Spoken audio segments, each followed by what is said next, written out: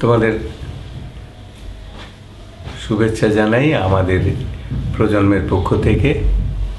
আমাদের তো অনেক বয়স হলো, তোমরা এখন অনেক ছোট, সেই জন্য আমরা আমাদের যে ইতিহাস, আমাদের সময়কার যেসব কথা তোমাদের কিছু বলে যেতে চাই, যাতে তোমরা ভবিষ্যতে এই সম্বন্ধে আরও জানার আগ্রহী হও। আমাদের দেশটা তো খুব গরিব, ছোট্ট একটা দেশ, পৃথিবীর এত বড় বড় দেশের মাঝখানে, যা চোখেই পড়ে না ম্যাপে। কিন্তু এই দেশের মানুষগুলো এবং এদের সংস্কৃতি, মানে গান, নাচ, অভিনয়, নাটক, ভাষা, সাহিত্য, এগুলো সারা পৃথিবীর মানুষের দৃষ্টি আকর্ষণ করেছে। কারণ দেখো, আমাদের সাহিত্যে নোবেল প্রাইজ পেয়েছেন রবীন্দ্রনাথ ঠাকুর। তারপরে আমাদের নানান সংগ্রামের ইতিহাস আছে আমাদের। আমরা তো আক্রান্ত হয়েছি বারবার। এই মোগলরা আক্রমণ করেছে, পাঠানরা আক্রমণ করেছে, আর্যরা আক্রমণ করেছে, সেগুলোর বিরুদ্ধে আমাদের যুদ্ধ করতে হয়েছে। আর আমাদের দেশে পরিবেশটা একটু স্যাঁতস্যাঁতে, এটা তো বদ্বীপ, সমুদ্র, সেই সারা পৃথিবীর, বিশেষ করে ভারতীয় উপমহাদেশের নদীগুলোর যেসব বালি আসে, সেইগুলো এসে এই জায়গাটা তৈরি হয়েছে, একটু স্যাঁতস্যাঁতে। সেই জন্য এখানে অনেক অসুখ বিসুখ হতো, অনেক সাপ খোপ ছিল, জঙ্গল ছিল, তার বিরুদ্ধে সংগ্রাম করতে হয়েছে আমাদের। এইভাবে আমরা এই দেশটাকে গড়ে তুলেছি। আমরা বিদেশিদের বিরুদ্ধে সংগ্রাম করেছি, ইংরেজের বিরুদ্ধে সংগ্রাম করেছি, মোগলদের বিরুদ্ধে সংগ্রাম করেছি, আর্যদের বিরুদ্ধে সংগ্রাম করেছি, করে আমরা এই দেশে মাথা উঁচু করে এখনও বেঁচে আছি। তো এই দেশটা যখন ইংরেজরা ছেড়ে চলে গেল, তখন দেশটাকে দুভাগ করে দেয়। একটা হয় পাকিস্তান, একটা হয় ভারত। পাকিস্তানের আবার দুটো ভাগ থাকে, ভারতের একেবারে পশ্চিম প্রান্তে পশ্চিম পাকিস্তান, আর একেবারে পূর্ব প্রান্তে আমরা পূর্ব পাকিস্তান হই। কিন্তু আমরা একসঙ্গে থাকতে পারিনি। ওদের উদ্দেশ্য ভালো ছিল না, আমাদের শোষণ করত, শাসন করতে চাইতো। আমরা একটু আন্দোলন করলেই আমাদের অত্যাচার করতো, জেল দিত, জুলুম দিত, কখনোই আমাদের ক্ষমতায় আসতে দেয়নি। তো 1970 সালে একটা নির্বাচন হয়, প্রথম এই নির্বাচন হয়। এই যে যারা সাবালক বা যাদের 18 বছর বয়স হয়েছে, তাদের সবারই ভোটের অধিকার থাকে। এর আগে কিন্তু এরকম ছিল না আমাদের দেশে। এর আগে এক সময় ছিল যে সময়ে শুধু জমিদাররা ভোট দিতে পারত। তারপরে এক সময় ছিল যখন শুধু শিক্ষিত হলে এবং হলে ভোট দিতে পারত, মেয়েরা ভোট দিতে পারত না। এইভাবে নানান রকম ভোটের ব্যবস্থা ছিল। এই প্রথম পাকিস্তানে 70 সালে নিয়ম হলো যে সব সাবালক, যারা ছেলে মেয়ে নির্বিশেষে, সবাই ভোট দিতে পারবে। তো সারা পাকিস্তানে ভোটে আমরা বাঙালিরা যে দল ছিল, আওয়ামী লীগ, বঙ্গবন্ধু শেখ মুজিবুর রহমান, তখন অবশ্য ওনার বঙ্গবন্ধু নাম হয়নি, তখন শেখ মুজিবুর রহমান, তিনি, তার নেতৃত্বে জিতে গেলাম আমরা। সারা পাকিস্তানে আমরা 56 ভাগ ছিলাম, সবাই বঙ্গবন্ধুকে ভোট দিল, আওয়ামী লীগকে ভোট দিল, এবং আওয়ামী লীগ জিতে গেল। কিন্তু পাকিস্তানিরা দেখলো যে এদের হাতে যদি শাসন ছেড়ে দিই, তাহলে তো আমাদের শোষণ করার আর উপায় থাকবে না। এদিকে এরাই বরং আমাদের কাছ থেকে দাবি করবে, এতদিন শোষণ করেছে, যা টাকা নিয়ে গেছে ওরা, সেগুলো দাবি করবে। তাই তারা এটা ছেড়ে দিতে চাইল না। তখন তারা আমাদের উপর অত্যাচার করলো, সেনাবাহিনী নামিয়ে আমাদেরকে দমন করার চেষ্টা করলো। এবং 25শে মার্চ রাত্রে এই সারা বাংলাদেশে, এই এখনকার যেটা বাংলাদেশ, তখনকার পূর্ব পাকিস্তানে নির্বিচারে মানুষ হত্যা করলো। শুধু 25শে মার্চ রাত্রে ঢাকা শহরে 10,000 মানুষকে ওরা গুলি করে মেরে দিয়েছিল। কিরম করেছিল জানো? বস্তিগুলোতে চারিদিক থেকে সৈন্য দিয়ে ঘিরে আগুন লাগিয়ে দিয়েছিল। কেন লাগিয়েছিল? বস্তির লোকরা বেশি সংগ্রাম করে, আন্দোলন করে, তাদের তো হারাবার কিছু নেই, তাদের টাকা নেই, পয়সা নেই, তারা আন্দোলনে এগিয়ে আসতো। সেই জন্য বস্তিগুলোকে ঘিরে আগুন লাগিয়ে দিয়েছিল। এবং সেই আগুনের তাপে যখন মানুষ বেরিয়ে আসছিল দৌড়ে দৌড়ে, তখন তাদেরকে গুলি করে মারছে। তারপরে ছাত্রাবাস যেগুলো ছিল, যেমন ধরো ঢাকা বিশ্ববিদ্যালয়ের ছাত্ররা, তারা খুব আন্দোলন করত। এই ছাত্রাবাসগুলোকে ঘিরে সমস্ত ছাত্রদের ধরে নিয়ে এসে তাদেরকে হত্যা করেছে, তাদের শিক্ষকদের হত্যা করে দিয়েছে। তো এইভাবে তারা 25শে মার্চ রাত্রে ভেবেছিল যে আমাদেরকে এইভাবে মারলে আমরা আর মাথা তুলে দাঁড়াতে পারবো না, আমাদেরকে ওরা চিরকাল শাসন করতে পারবে। কিন্তু 25শে মার্চ রাত্রে যখন ওরা 11টার সময় আক্রমণ শুরু করলো, তখনই বঙ্গবন্ধু স্বাধীনতা ঘোষণা করলেন। ওই ইস্ট পাকিস্তান রাইফেলস বলে তখন একটা বর্ডার ফোর্স, সিকিউরিটি ফোর্স ছিল, মানে যারা আমাদের সীমানা পাহারা দেয়, এই স্মাগলিং না হয়, চোরাচালান না হয়, লোকে পাসপোর্ট বা ভিসা ছাড়া যাতে চলে যেতে না পারে, এইসব কারণে একটা বর্ডার সিকিউরিটি ফোর্স থাকে। তারা বেশিরভাগই বাঙালি ছিল, তো তারা রুখে দাঁড়ালো। পুলিশদের হাতে অস্ত্র ছিল, পুলিশরাও রুখে দাঁড়ালো, ছাত্ররা তারাও রুখে দাঁড়ালো। এবং রুখে দাঁড়িয়ে আমরা তখন বঙ্গবন্ধু ইপিআরের ওই যে ইস্ট পাকিস্তান রাইফেলস, যেটা পরে এখন বিডিআর নাম হয়েছে, বাংলাদেশ রাইফেলস, তাদের ওয়্যারলেসের মাধ্যমে চট্টগ্রামে একটা খবর পাঠালেন যে পাকিস্তানিরা আমাদের আক্রমণ করেছে, আমরা স্বাধীনতা ঘোষণা করলাম, যার যা আছে তাই নিয়ে তোমরা যুদ্ধ শুরু করো। তো এইভাবে মুক্তিযুদ্ধটা আমাদের শুরু হয়ে গেল। তো তার আগে কিন্তু একটা প্রস্তুতি পর্ব ছিল, সব জিনিসেরই তো একটা প্রস্তুতি পর্ব থাকে, তা হঠাৎ করে তো কিছু হয় না। তো আমরা প্রস্তুতি নিচ্ছিলাম, মানে নির্বাচনের পরে যখন আমরা জিতে গেলাম, বাঙালিদের দল আওয়ামী লীগ জিতে গেল, তখন যখন ওরা আর এই পার্লামেন্টের অধিবেশন ডাকছিল না, সংসদ ডাকছিল না, আর তখন আমরা আস্তে আস্তে উত্তেজিত হচ্ছিলাম। তা আমরা তখন শিল্পীরা, আমার নাম সৈয়দ হাসান ইমাম, তোমরা আমাকে চেনো কিনা জানি না, আমি অভিনয় করি, চলচ্চিত্র পরিচালনা করি, আবৃত্তি করি, কিছু কিছু গান করতাম, নাটক করি, টেলিভিশন এইসব করি আর কি। তো আমি তখন বাংলাদেশ টেলিভিশন শিল্পী সমিতির সভাপতি, আবার চলচ্চিত্র শিল্পী সমিতির সাধারণ সম্পাদক। তখন আমরা একটা বিক্ষুব্ধ শিল্পী সমাজ নামে একটা সংগঠন করলাম, আমি তার আহ্বায়ক হলাম, মানে আমাকে করলো সবাই মিলে। ওয়াহিদুল হক সাহেব রবীন্দ্রসঙ্গীতে তিনি হলেন যুগ্ম আহ্বায়ক, আতিকুল ইসলাম বলে আরেকজন রবীন্দ্রসঙ্গীত শিল্পী ছিলেন বুলবুল ললিতকলা একাডেমির, ওয়াহিদুল হক সাহেব ছিলেন বুলবুল ললিতকলা একাডেমির। তো তারা সহ আহ্বায়ক হলেন, হয়ে আমরা শিল্পীদের নেতৃত্ব দিলাম। আমরা বঙ্গবন্ধুর ডাকে আমরা অসহযোগ আন্দোলনের সময় বেতার টেলিভিশন আমরা বয়কট করলাম, আমরা বর্জন করলাম, আমরা আর কেউ টেলিভিশনে বেতারে যাই না। তো তখন তো এত রেকর্ডিংয়ের সুবিধা ছিল না, তো তখন ওই পাকিস্তান সরকার আর টেলিভিশন রেডিও চালাতে পারছিল না। তো এই সময়ে 7ই মার্চে বঙ্গবন্ধু ভাষণ দিলেন, ভাষণ দিয়ে আমাদের নির্দেশ দিলেন এটা চলবে, এটা হবে, এটা হবে। তখন তো পাকিস্তান সরকার যদিও কাগজে কলমে ক্ষমতায়, কিন্তু সারা বাংলাদেশ কিন্তু বঙ্গবন্ধুর কথায় তখন চলছে। তো বঙ্গবন্ধু 7ই মার্চে বললেন যে এটা খোলা থাকবে, এটা খোলা থাকবে না, এটা অসহযোগের মধ্যে পড়বে, এটা পড়বে না। তো আমাদের বেতার টেলিভিশনের জন্য বললেন যে বেতার টেলিভিশন খোলা থাকবে। তো 7ই মার্চে সন্ধেবেলা আমি, ওয়াহিদুল হক সাহেব, আতিকুল ইসলাম, আমাদের আরেক বন্ধু অভিনেতা, এরা সবাই এখন প্রয়াত, মারা গেছেন, তা গোলাম মুস্তফা, আমরা বঙ্গবন্ধুর কাছে 32 নম্বরে গেলাম নির্দেশ নেওয়ার জন্য। কারণ তার নির্দেশেই তখন বাংলাদেশ চলছে, সরকারের নির্দেশে কিছু হচ্ছে না। তো বঙ্গবন্ধুর কাছে যাওয়ার পরে বঙ্গবন্ধু বললেন যে না, তোদের কথা মতো যদি চলে টেলিভিশন বেতার তাহলে তোরা যাবি, নাহলে যাবি না বলে আমাদেরকে, তখন তথ্য সচিব ছিলেন জহুরুল হক সাহেব, তার কাছে পাঠালেন। তো 32 নম্বর থেকে তথ্য সচিব জহুরুল হক সাহেব থাকতেন 20 নম্বর ধানমন্ডিতে, 32 থেকে আমরা 20 নম্বরে গেলাম, যে জহুরুল হকের সঙ্গে কথা বললাম। উনি আবার রাওয়ালপিন্ডির সঙ্গে কথা বললেন। তখন কথা বলে আমাদেরকে বললেন যে হ্যাঁ, তো আপনাদের হাতে আমরা ছেড়ে দিতে পারি বেতার টেলিভিশন, যদি আপনারা 2টি শর্ত মানেন। কি শর্ত? না, আপনারা পাকিস্তানের অখণ্ডতার বিরুদ্ধে কিছু বলতে পারবেন না, আর সেনাবাহিনীর বিরুদ্ধে কিছু বলতে পারবেন না। তা আমরা আবার ওখান থেকে বঙ্গবন্ধুকে ফোন করলাম যে আমাদের তো এরকম শর্ত দেয়, বলে ঠিক আছে, এখন তোরা এইটুকু মেনে যা, নিয়ে বেতার টেলিভিশন দখল কর। তা আমরা যে বেতার টেলিভিশন কর্তৃত্ব নিলাম, আমরা শিল্পীরা কোনো পয়সা না নিয়ে, বিনা পয়সায় আমরা 8ই মার্চ থেকে 25শে মার্চ অসাধারণ সব অনুষ্ঠান করলাম বাঙালিকে জাগিয়ে তোলার জন্য। সেই মুস্তাফা মনোয়ারকে প্রধান করে আমরা একটা কমিটি করলাম টেলিভিশনে, আশরাফুজ্জামান খান সাহেবকে প্রধান করে একটা কমিটি করলাম রেডিওতে, দিয়ে আমরা আর পাকিস্তান টেলিভিশন বলা হতো আগে, পাকিস্তান বেতার, ঢাকা বেতারকে বলা হতো পাকিস্তান বেতার ঢাকা। তা আমরা আর সেদিন থেকে আর ওইভাবে বলতাম না, আমরা বলতাম ঢাকা টেলিভিশন, ঢাকা রেডিও, পাকিস্তান শব্দটা বলতাম না। তো এইভাবে আমরা 25শে মার্চের পরে যখন ওরা এরকম অত্যাচার শুরু করলো, আমরা ছড়িয়ে ছিটিয়ে গেলাম।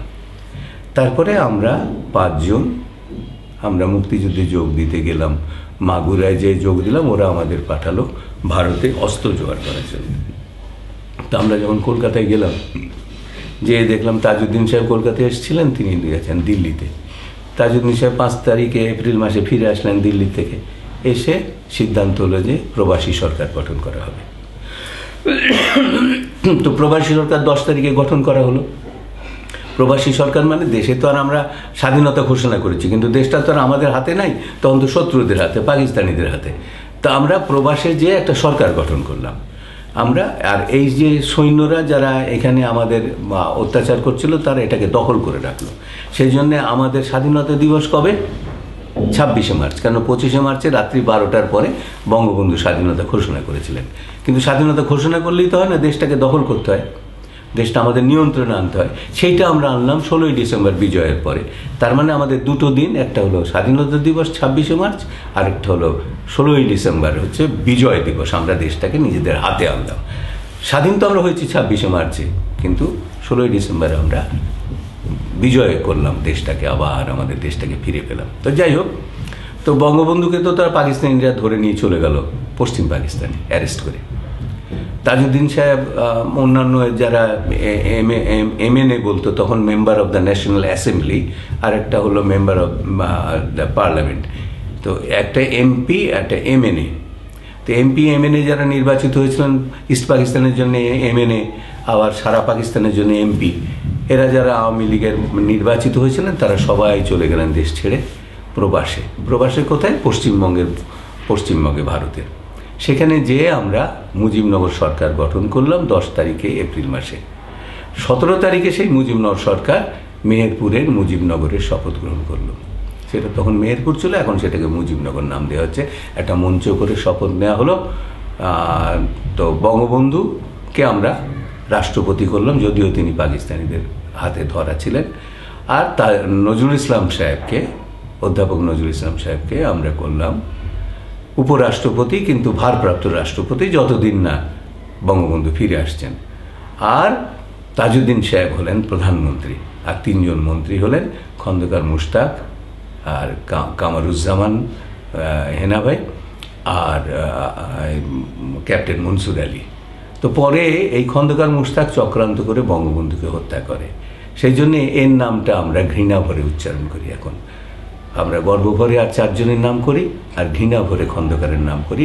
এই খন্দকার মুশতাক যেহেতু বঙ্গবন্ধুকে হত্যার মূল পরিকল্পনাকারী, তো একে আমরা ঢাকায় কবর দিতে দিইনি। আমরা যখন ঘাতক দালাল নির্মূল জাতীয় সমন্বয় কমিটি করলাম, করে যখন আমরা আন্দোলন করছি, তখন এই খন্দকার মারা গেল, তখন আমরা প্রতিরোধ গড়ে তুললাম। আমরা যে না, এই লোককে ঢাকার পবিত্র বুকে কবর দিতে দেব না।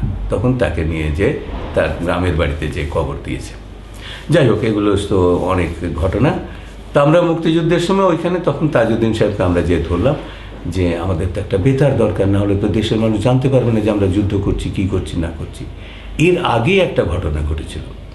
আমরা যখন ওই যে 25শে মার্চে ছড়িয়ে ছিটিয়ে গেলাম, আক্রমণ করলো আমাদের, তখন কিন্তু সারা দেশে একসঙ্গে আক্রমণ করতে পারেনি। অত শক্তি, অত সৈন্য পাকিস্তানিদের তখনও ছিল না। তো বাইরের যেগুলো শহরগুলো, চট্টগ্রাম, রাজশাহী, দিনাজপুর, রংপুর, এগুলো তখনও স্বাধীন ছিল, তখনও পাকিস্তান আর্মি সেখানে যেতে পারেনি। তো চট্টগ্রাম তখনও 25শে মার্চ রাত্রে স্বাধীন ছিল। তখন চট্টগ্রামের আমাদের কিছু রেডিওর যারা সাহসী ছেলে, বেলাল মোহাম্মদ, আবুল কালাম সন্দীপ, তারপরে মুস্তাফা সারোয়ার, মুস্তাফা আমাদের কবি ছিল, সেও রেডিওতে ছিলেন। এরা সব সাকের, এরা সব মিলে, কয়েকজন মিলে একটি বেতার খুলে ফেলল 26শে মার্চ। 25শে মার্চের রাত্রেবেলায় যখন, তো সেইখানে হান্নান বলে তখন চট্টগ্রাম জেলা আওয়ামী লীগের যে সাধারণ সম্পাদক, তিনি তখন রিক্সা নিয়ে চারিদিকে ঘোষণা করছেন বঙ্গবন্ধুর স্বাধীনতা ঘোষণা। তখন ওরা তাকে ধরে নিয়ে এসে বলল, আপনি রেডিওতে ঘোষণা করেন, তাহলে সবাই শুনতে পারবে, দেশের মানুষ। তখন ওই হান্নান সাহেব স্বাধীনতা ঘোষণা করলেন, বঙ্গবন্ধু স্বাধীনতা ঘোষণা করছেন 25শে মার্চে। সেই কথাটা জনগণকে রেডিওর মধ্যে দিয়ে জানালেন যে আমরা মুক্তিযুদ্ধ আমরা চলছে। এরপরে আবুল কালাম সন্দীপ, সে কিছু স্বাধীনতার ঘোষণা পাঠ করলো কয়েকবার। এরপরে এই বেলাল, যিনি সিনিয়র ছিলেন ওদের মধ্যে, বেলাল মোহাম্মদ, তিনি হঠাৎ খবর পেলেন যে একটা বাঙালি সেনাবাহিনীর একটা গ্রুপ আছে পটিয়াতে, সেখানে তারা ক্যাম্প করে আছে এবং তারা তো ওই বেলাল একটা জিপ জোগাড় করে সেখানে গেলেন পটিয়া চট্টগ্রাম শহর থেকে, যে সেখানে দেখলেন জিয়াউর রহমান সাহেব, ক্যাপ্টেন মেজর জিয়াউর রহমান ওই সেনাবাহিনীর চার্জে। তো তাকে যে বললেন যে আমরা তো এরকম একটা রেডিও খুলে ফেলেছি, তা আপনি একটু সৈন্য দিয়ে যদি আমাদের একটু পাহারা দেন যাতে আমরা কিছুদিন করতে পারি, প্রচার করতে পারি। তো জিয়াউর রহমান সাহেব আসলেন, এসে তখন ওই বেলাল তাকে বললো যে দেখেন আমরা তো সিভিলিয়ান, আমাদেরকে কেউ চেনেও না, একমাত্র হান্নান সাহেব নেতা, আওয়ামী লীগের লোকাল নেতা, তিনিও তো জাতীয় নেতা না, তো আপনি একটা সেনাবাহিনীর লোক, আপনি একটা ঘোষণা দিলে লোকে খুব খুশি হবে। তো জিয়াউর রহমান সাহেব বললেন ঠিক আছে। তখন জিয়াউর রহমান সাহেব ঘোষণা দিলেন, I major Zia on behalf of our great leader Bangabandhu Sheikh Mujibur Rahman hereby declare independence of Bangladesh বলে শেষে জয় বাংলা বলে ঘোষণা শেষ করলেন। তো এটা হলো 27শে মার্চে। তো আমরা সবাই রেডিও শুনেছি, শুনে তো আমরা খুব উৎসাহিত হয়েছি, হয়ে আমরা তো যুদ্ধে চলে গেলাম, মাগুরায় গেলাম আমরা। তারপরে যেহেতু ওখানে গেলাম তাজউদ্দিন সাহেব 5ই মার্চে, যেটা আগে বলেছি। তো দেশ যখন সরকার যখন গঠন হয়ে গেল, সরকারের শপথ হয়ে গেল 17ই মার্চে, তখন আমরা 17ই এপ্রিলে তখন আমরা তাজউদ্দিন সাহেবকে যেহেতু বললাম যে আমাদের একটা বেতার দরকার, একটু প্রচার না করলে হবে না। তখন অনেক কষ্ট করে একটা ট্রান্সমিটার পাওয়া গেল, তারপর সেটাকে ভালোই ট্রান্সমিটার, আগের যেটা ছিল ছোট চট্টগ্রামেরটা সারা দেশে শোনা যাচ্ছিল ভালো করে, আমরা একটা বড় একটা ট্রান্সমিটার জোগাড় করলাম এবং আমরা মুজিবনগরে, মানে তখন অবশ্য রেকর্ডিংটা আমরা কলকাতায় করতাম, বালিগঞ্জ সার্কুলার রোডে একটা বাড়ি আমরা পেলাম, সেই বাড়িটাতে সাধারণ বাড়ি, কোনো রেডিওর মতন সেরকম এয়ার কন্ডিশন না বা সাউন্ড প্রুফিং নাই, আমরা দরজা জানলা বন্ধ করে, গলির মধ্যে ছিল, বেশি আওয়াজ ছিল না। তো আমরা ওখানে রেকর্ডিং করতাম, রেকর্ডিং করে আমরা সেটা দিয়ে দিতাম। আমাদের একটা রেকর্ডিস্ট ছিল, সে যেত যে বর্ডারের এক এলাকার থেকে সেটাকে ট্রান্সমিট করা হতো। এইভাবে স্বাধীন বাংলা বেতার কেন্দ্র থেকে আমরা অসাধারণ সব 9 মাস প্রোগ্রাম করলাম, ছেলেদেরকে উৎসাহিত করা, যুদ্ধে উৎসাহিত করা এবং এই করা। কত বাচ্চা বাচ্চা ছেলে এইসব যুদ্ধে প্রাণ দিয়েছে, 10 বছর 12 বছর 14 বছরের মতো বা বয়সের ছেলেরা প্রাণ দিয়েছে। 2,69,000 মা বোন তাদের উপর অত্যাচার করেছে এই পাকিস্তান সেনাবাহিনী। তারপরে 30 লক্ষ মানুষকে তারা হত্যা করেছে। এই হলো আমাদের মুক্তিযুদ্ধের গর্বের ইতিহাস, যে আমরা পাকিস্তানি সেনাবাহিনীকে 96,000 পাকিস্তান সেনাবাহিনীকে হাঁটু গেড়ে এই ঢাকা শহরের পল্টন ময়দানে আত্মসমর্পণ করতে বাধ্য করেছিলাম আমাদের যৌথ কমান্ডের কাছে। তো এই যৌথ কমান্ডের কাছে যখন আত্মসমর্পণ করলো পাকিস্তান সেনাবাহিনী, আমরা দেশটাদিকে অ্যারেস্ট করলাম। অ্যারেস্ট করে কিন্তু আমাদের তো এত সেনাবাহিনীকে রাখার ক্ষমতা ছিল না, তখন যৌথ কমান্ডের আরেক পার্টনার যারা ভারত, তাদের হাতে এদের তুলে দিলাম যে এদেরকে নিয়ে যে বিচার করা হোক। তো এদের বিচার তখন করা হলো না, একটা সিমলা চুক্তি হলো একটা, সেই চুক্তি অনুযায়ী তাও পাকিস্তানিতে ফেরত পাঠানো হলো পাকিস্তানে। কিন্তু তারা তো পাকিস্তানে চলে গেল, আমরা তাদের হাতে মুক্তি পেলাম, ন্যায় বিচার পেলাম না, কিন্তু তারা আর চক্রান্ত করার সুযোগ পেল না। কিন্তু এখনও যারা বাংলাদেশে এইসব যারা পাকিস্তানি জন্য সহযোগিতা করেছিল, তারা আমাদের ঠিকানা দেখিয়ে দিয়েছিল, রাস্তা দেখিয়ে পাকিস্তানিদের নিয়ে গেছিল, তারপর রাজাকার বাহিনী করে তারা যারা মানুষ হত্যা করেছিল, লুটতরাজ করেছিল, আবার যারা আলবদর আল শামস গঠন করে আমাদের বুদ্ধিজীবীদের হত্যা করেছিল। একেবারে আমরা যখন স্বাধীন হয়ে যাচ্ছি, যখন ওরা দেখলো আর আটকানো যাবে না, তখন আমাদের বুদ্ধিজীবীদের হত্যা করলো 14ই ডিসেম্বর থেকে আরম্ভ করে 16ই ডিসেম্বর পর্যন্ত। তো এইসব লোকগুলো কিন্তু এখানে থেকে গেছে বাংলাদেশে, তারা পাকিস্তানে সবাই যায়নি। প্রথম দিকে পালিয়েছিল, তারপরে যখন বঙ্গবন্ধুকে হত্যার পরে জিয়াউর রহমান সাহেব যখন ক্ষমতায় আসলেন, আস্তে আস্তে তারা বেরিয়ে এলো মাটির তলার থেকে। এখন তারা যেহেতু বেশিরভাগ গ্রামের যে যোদ্ধারা ছিল, পয়সাওয়ালা লোকরা ছিল, তারা হয়েছিল সব শান্তি কমিটির চেয়ারম্যান। শান্তি কমিটি মানে তো অশান্তি কমিটি আর কি, শান্তি কমিটির নাম দিয়েছিল, যে যুদ্ধের সময় আমাদের বিরুদ্ধে তারা কাজ করছিল পাকিস্তানের পক্ষে। তো এই শান্তি কমিটির চেয়ারম্যান যারা হলো, তারা কিন্তু সব পয়সাওয়ালা লোক। ওরা যখন 75-এর পরে বেরিয়ে এলো, তখন আবার দেশের সব টাকা সম্পদ তারা ব্যবসা বাণিজ্য জানতো কেমন করে। গরিব মানুষই মুক্তিযুদ্ধ করেছে, ছাত্ররা মুক্তিযুদ্ধ করেছে, তারা এইসব বুঝতো না। এখন সারা দেশের অর্থনীতি বলো, যাই কিছু বলো, এইসব রাজাকার আলবদররা নিয়ন্ত্রণে নিয়ে গেল। তা আমরা সেই তখন থেকে চেঁচাচ্ছি আন্দোলন করছি যে যুদ্ধাপরাধের বিচার হতে হবে, এদের বিচার হতে হবে, এদের ক্ষমতায় আসতে দেওয়া যাবে না। কিন্তু এমনও আমাদের দুর্ভাগ্য যে জিয়াউর রহমান সাহেবের আমলে একজন যিনি ইউএনওতে আমাদের বিরুদ্ধে বক্তৃতা দিতে গিয়েছিলেন, সেই বাঙালি, সেই শাহ আজিজ, তাকে প্রধানমন্ত্রী করলেন জিয়াউর রহমান সাহেব। তো এইরকম ঘটনা ঘটেছে। এই যে এই গত খালেদা জিয়ার সরকারের সময়ে দুজন মন্ত্রী হয়েছিলেন যারা সরাসরি খুনের সঙ্গে জড়িত ছিলেন, এই যে আল মুজাহিদ আর এই কি বলে ওর নাম, মতিউর রহমান নিজামী। এরা আল বদর বাহিনী তৈরি করেছিল দুজনে, এবং আমাদের বুদ্ধিজীবীদের তালিকা করে তাদের হত্যা করেছিল। তারা হয়ে গেল মন্ত্রী। তো এই লজ্জা, এই দুঃখ আমরা রাখি কোথায়? তো সেই জন্যে আমরা যুদ্ধাপরাধের বিচার চাইছি। কেন? আমরা কি প্রতিহিংসা পরায়ণ হয়ে চাইছি? তা তো না। আমরা চাইছি যে যুদ্ধাপরাধের বিচার না হলে এরা বসে চক্রান্ত করছে আমাদের মাটিতে, দেশটাকে উন্নতি করতে দিচ্ছে না। যখনই স্বাধীনতার পক্ষের লোক ক্ষমতায় আসছে তখনই তারা নানানভাবে তাই চক্রান্ত করে আমাদেরকে পিছিয়ে নিয়ে যাচ্ছে। সেই জন্য আমরা চাইছি যে যুদ্ধাপরাধের বিচার হবে, এরা চিরতরে চিহ্নিত হবে এবং এরা চিরতরে নিশ্চিহ্ন হয়ে যাবে, ক্ষমতায় আসতে পারবে না, আর বাংলাদেশ তাহলে উন্নতি করতে পারবে। সেই জন্য আমরা যুদ্ধাপরাধের বিচার চাইছি। অতএব তোমরা যারা নতুন প্রজন্ম, আমাদের তো বয়স হয়ে গেছে, আমরা তার কতদিনই বাঁচব, তোমাদের ভবিষ্যৎ তোমাদের উপর নির্ভর করছে। এই কথাগুলি মনে রাখবে যে এই দেশটাকে স্বাধীন করতে যে 30 লক্ষ মানুষ জীবন দিয়েছে, অনেক তোমাদের পূর্বপুরুষরা ক্ষতি স্বীকার করেছে, তাদের সম্মান, তাদের ইজ্জত এবং তোমাদের ভবিষ্যৎ। এই দেশটার উন্নতি না হলে তোমাদের তো কোনো ভবিষ্যৎ নাই।